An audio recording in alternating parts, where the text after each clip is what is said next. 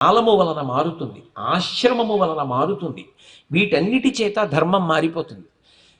దేశము, ఒక దేశంలో ఉన్న ధర్మం ఇంకొక దేశంలో ఉండదు.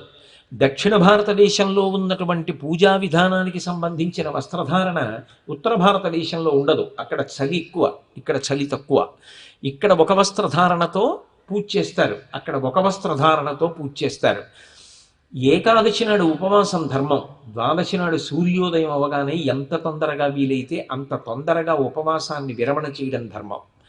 తండ్రి ముందు నిలబడితే పుత్రధర్మం, భార్య ముందు నిలబడితే భర్త ధర్మం, కార్యాలయానికి ఉద్యోగానికి ఎడితే ఉద్యోగి ధర్మం, ప్రవచనం చెయ్యడానికి వస్తే శాస్త్ర విహితంగా మాట్లాడడం ఒక్కటే ప్రవచనకర్తగా ధర్మం, పౌరుడిగా సమాజంలో ఉంటే పౌరధర్మం, ఎక్కడ ఎలా ఉండాలో అలా ఉంటే దాన్ని ధర్మం అంటారు.